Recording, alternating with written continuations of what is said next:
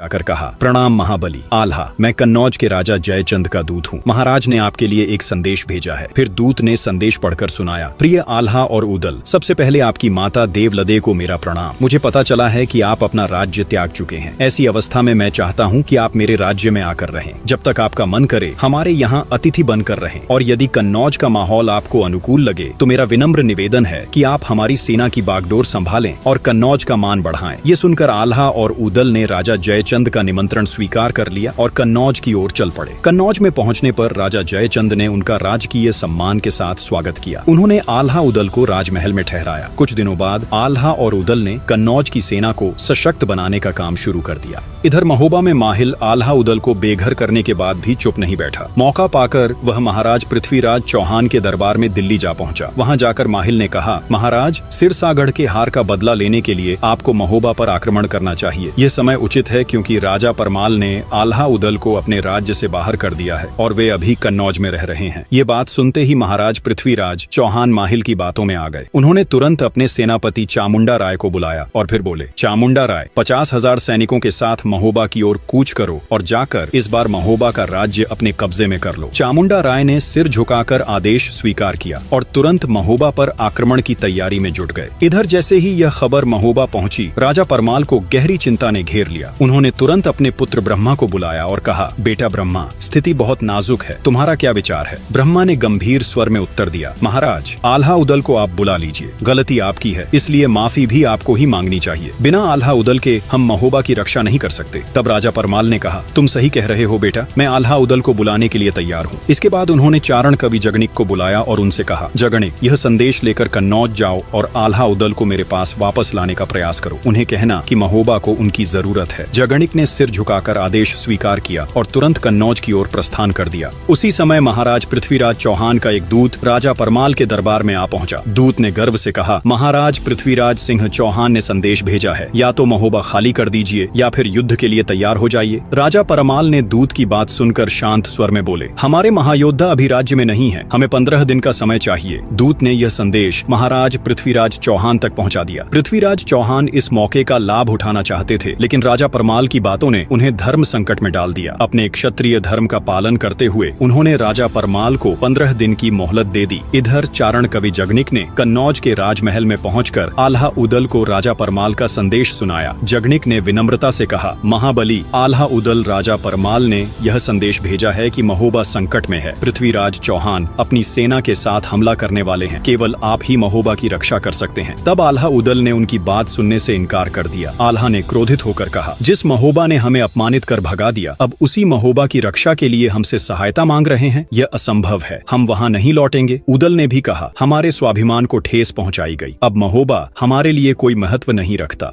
माता देवलदे यह पूरी बातचीत अपने कक्ष के अंदर से सुन रही थी। तभी वह बाहर आईं और गंभीर स्वर में बोली, जो व्यक्ति अपनी मातृभूमि की रक्षा के लिए तैयार नहीं है, उसे क्षत्रिय कहलाने का कोई अधिकार नहीं। ऐसे पुत्र को जन्म देकर मैं कलंकित हो गई हूँ। पुत्रों, मैं जानती हूँ कि तुम्हारा क्रोध उचित है, लेकिन याद रखो, महोबा केवल राजा परमाल का नहीं है। महोबा उन लोगों का है जिन्होंने तुम्हें वीर योद्धा बनाया। क्या तुम उन निर्दोष प्रजा की रक्षा नहीं करोगे जो तुम्हारी राह देख रहे हैं? क्षत्रिय धर्म हमें अपनी मातृभूमि की रक्षा करना सिखाता है, चाहे हमारे साथ कितना भी अन्याय क्यों न हुआ हो। माँ की यह बात सुनकर आल्हा उदल का हृदय पिघल गया। तब आल्हा ने गहरी सांस लेते हुए कहा, माँ, ऐसा मत कहो, हम तुरंत महोबा जाएंगे। माँ की बात मानकर आल्हा उदल ने महोबा जाने की तैयारी शुरू कर दी। यह सुनकर राजा जयचंद बहुत प्रसन्न हुए। उन्होंने तुरंत अपने भतीजे लाखन को बुलाकर आदेश दिया कि 50,000 सैनिकों के साथ वे भी महोबा पहुंचे। अब आल्हा उदल को अपनी मातृभूमि से मिलने से कोई नहीं रोक सकता था। आल्हा उदल ने महोबा के पास कीर्ति सागर के पास अपना डेरा डाला। उन्होंने चारण कवि जगनिक को राजा परमाल के पास यह सूचना देने के लिए भेजा। सूचना मिलते ही राजा परमाल कीर्ति सागर पहुंचे। उन्होंने उसी रात आल्हा उदल को वापस अपने महल में ले आए तो महोबा के लोगों में खुशी की लहर दौड़ गई। ऐसा लगा जैसे राम और लक्ष्मण स्वयं वनवास से लौट आए हों। महोबा की गलियों में उत्सव का माहौल बन गया और लोग आल्हा उदल के साहस और स्वाभिमान की सराहना करने लगे। अगले दिन महोबा के 5 वीर आल्हा उदल, मलखान, ढेबा और ब्रह्मा एक साथ बैठक में जुटे। इस बैठक का उद्देश्य महाराज पृथ्वीराज चौहान के साथ होने वाले युद्ध की रणनीति बनाना था। युद्ध की तैयारी पूरी करने के बाद महोबा से पृथ्वीराज चौहान को संदेश भिजवाया गया कि महोबा की सेना अब युद्ध के लिए पूरी तरह से तैयार है। जैसे ही पृथ्वीराज चौहान को यह संदेश मिला, उन्होंने बिना देरी किए महोबा पर आक्रमण का आदेश दे दिया। जब